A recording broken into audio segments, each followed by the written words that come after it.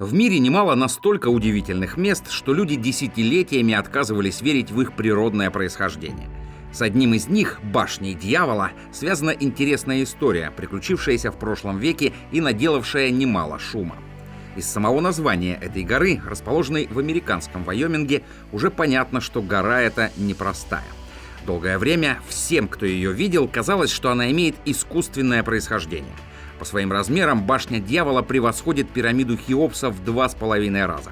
К тому же ходили слухи, что на вершине часто появлялись загадочные огни. Но человек построить столь огромное сооружение никак не мог. Стало быть, ее создал дьявол. Саму башню люди обходили стороной, пока в 1941 году парашютист и сорвиголова Джордж Хопкинс не поспорил на $50, что сможет приземлиться на вершину Дьявольской горы. До этого гора покорялась людям всего дважды. Это удалось местному жителю в начале прошлого века и скалолазу Джеку Дюрансу в 1938 году.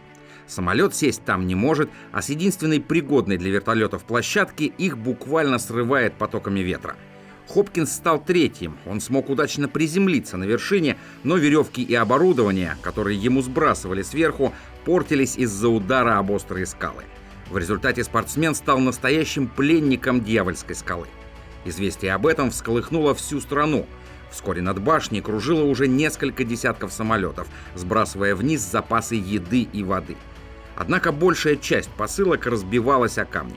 Другой бедой для парашютиста стали крысы. Оказалось, что их довольно много на верхушке гладкой скалы, неприступной снизу. Каждую ночь грызуны становились все агрессивнее и наглее. В США был даже создан специальный комитет по спасению Хопкинса. На помощь ему были вызваны опытные альпинисты, но уже через 3 часа подъема скалолазы были вынуждены отказаться от дальнейшего спасения. Чертова скала оказалась им просто не по зубам.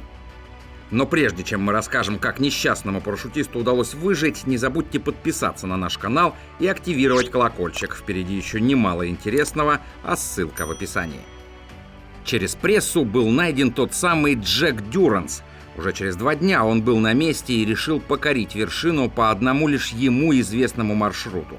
Альпинисты во главе с ним смогли достичь вершины и спустить оттуда несчастного парашютиста. Башня Дьявола продержала его в своем плену целую неделю. Но если вы считаете, что такие удивительные природные красоты со шлейфом загадочных историй есть только в отдаленных уголках Земли, вы сильно заблуждаетесь. На крайнем севере России немало местечек, которые ничем не уступят даже башне Дьявола. Например, Ямальская воронка, которая долгие годы будоражила умы ученых, исследователей и даже уфологов. Это гигантский кратер, происхождение которого десятилетиями оставалось необъяснимым. Округлое углубление диаметром 20 метров и глубиной более 50 обнаружили в центральной части полуострова Ямал. Воронка быстро заполнилась водой и уже к осени 2016 года превратилась в озеро. Правильная форма воронки сразу породила целый ряд вопросов. Гипотезы выдвигались разные, от военных испытаний до падения метеорита и даже происков инопланетян. В ходе научных исследований большинство ученых все же пришли к мнению, что кратер образовался в результате газового выброса, без какой-либо посторонней помощи. Впрочем, самые горячие головы такие выводы не приняли. Не все феноменальные особенности Ямальской воронки можно было объяснить этой версией. А как считаете вы, мог ли такой ровный и правильный кратер быть результатом действий исключительно природных сил? Пишите свои ответы в комментариях, предлагайте свои теории. В сентябре 2018 года группа исследователей из МГУ опубликовала статью, в которой утверждается, что Ямальский кратер – первый обнаруженный на Земле криовулкан. В условиях низких температур вместо расплавленных скальных пород криовулканы извергают воду, аммиак, метан, а главным породообразующим веществом является лед. Похожие объекты до того встречались только за пределами нашей планеты – на Церере, Энцеладе, Плутоне и других небесных телах. Хотя специалисты не исключают, что они могут быть не только в Арктике, но и по всей планете. Кстати, на полуострове Ямал, в районе поймы реки Мардыяха, спустя несколько лет была найдена еще одна похожая воронка – Тазовская. По дну провала протекает широкая подземная река. Грунт воронки выброшен наружу, а его темная окраска свидетельствует о воздействии высокой температуры. Она является вторым по величине образованием такого рода, найденным на нашей планете. Впрочем, на Ямале немало мест не только загадочных, но и завораживающе прекрасных. Например, национальный парк Гыданский, который смело можно назвать визитной карточкой округа. Площадь парка занимает достаточно внушительную территорию – более 878 тысяч гектаров. Исследователи установили, что на этой территории обитают 18 видов млекопитающих, 76 видов птиц, 20 видов костных рыб. Самые известные обитатели парка – краснокнижные белые медведи и атлантические моржи, северный олень, нерпа и даже касатка – редкий вид побережья острова Шакальского, который можно встретить только здесь. Если говорить о чудесных видах, нельзя не вспомнить о леднике романтиков. Славу и признание среди путешественников ледник получил благодаря своей доступности и живописному виду. На относительно небольшой площади, в 300 квадратных метров, расположилось просто невероятное ледниковое озеро чистейшего бирюзового цвета, которое увеличивается с каждым годом. Увы, это не так хорошо, как может показаться.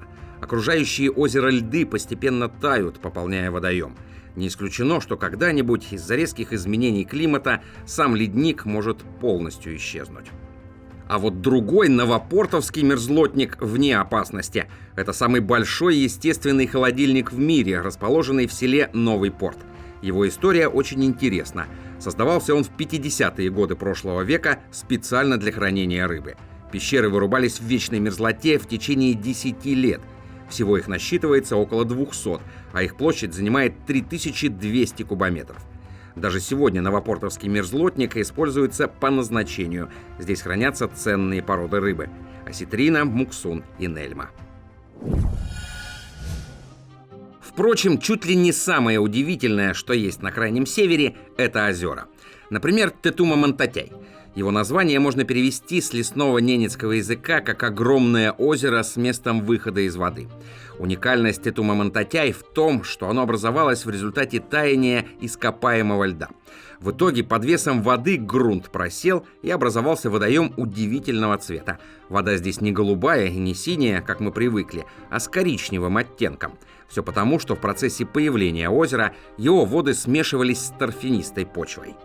А еще этот водоем – настоящий рай для рыбаков. Рыбы здесь просто невероятное количество. Здесь водятся щука и окунь, карась, осетр и налим, встречаются стерлядь и сик. А благодаря тому, что водоем окружают болота и хвойные леса, птиц здесь не меньше, чем подводных обитателей. Ямал – одно из практически нетронутых мест, где хищные птицы чувствуют себя вольготно. Здесь живут и размножаются такие редкие и интересные виды, как сапсан, кречет, орлан-белохвост, дербник, беркут и земняк. Кстати, про последних существует любопытная теория. Нет двух птиц этого вида с одинаковым оперением. Каждый рисунок из перьев строго индивидуален. Если Тетума-Монтатяй – излюбленное место для охотников, рыбаков и ученых, то Чертовы озера в Красноселькупском районе – это священные места для ненцев и селькупов. С ними связано множество мифов об аномальной зоне. По слухам, вода здесь даже зимой может нагреться до 10 градусов тепла. Также местные рассказывают, что если вокруг озера идет дождь, то на воду не попадает ни капли. И наоборот. А еще с Чертовыми озерами связана история о молодом ученом-этнографе из Санкт-Петербурга. Согласно местной легенде, он приехал сюда исследовать паранормальные явления. Местные старики предупредили его, что время он выбрал неподходящее, так как в эти дни рыба шла на нерест, а значит, появление человека могло разозлить местных духов. Ученый не стал никого слушать и посетил Чертовы озера, сделав множество фотографий. Спустя некоторое время на его руках стали появляться открытые раны, которые долго не заживали. Конечно, достоверно неизвестно, сколько в этой истории вымысла, но посещать Чертовы озера в одиночку и без подготовки точно не стоит. И дело даже не в духах, а в труднодоступной местности и сильных ветрах, которые дуют здесь почти круглый год. А вот еще одно место в Тазовском районе, Мамаев мыс, известно не только как священное. Именно здесь в 1962 году забил первый на Ямале газовый фонтан, с которого и началось промышленное освоение региона. А еще около 10 лет назад на мысе был найден могильник и другие исторические объекты, датируемые X-XII веками нашей эры. Кстати, про это место ходит немало слухов. Некоторые из них даже подтверждаются историческими документами. Ненцы Мамаев мыс раньше называли Сюдертясяля – свистящая сопка. Пишут, что прямо в земле на вершине высокого холма была дыра, издававшая при сильном ветре характерные звуки. Легенда гласит, что в давние годы люди из рода Марьек стали погибать от неизвестной болезни, не проявляющейся никакими симптомами. За одну ночь вымирала целая семья. Старейшины обращались к шаману, но что он поведал, до наших дней не дошло. Как пишут историки, оставшиеся в живых из рода Марьек должны были отдать в жены хозяину сопки самую красивую девушку. Ее нарядили, посадили на нарту, и вместе с оленями невеста скрылась в огромной свистящей дыре. Позже у мыса устроили жертвенник. Кослающие мимо тундровики приносили в жертву оленей, просили духов о помощи и здоровья своим родным. Среди интересных мест Ямала есть не только красивые или загадочные. Отличительная черта местных жителей – отличное чувство юмора, благодаря которому здесь появился памятник комару. Необычный монумент был установлен в 2006 году в сквере ветеранов Ноябрьска. Ветераном на Крайнем Севере считается человек, который не только пережил полярную ночь, но и вытерпел ужасные испытания в виде комаров, которые здесь особенно злы. Так что скульптура на самом деле посвящается не столько самим насекомым, сколько тем, кто сумел выдержать их укусы. Пожалуй, это даже не половина из списка чудесных и удивительных мест Крайнего Севера. Расскажите в комментариях, где удалось побывать и что увидеть вам. Поделитесь своими историями и услышанными легендами. А еще пишите, о чем или о ком вы хотели бы узнать из наших следующих выпусков. С вами, как всегда, был канал Ямал Медиа. До новых встреч!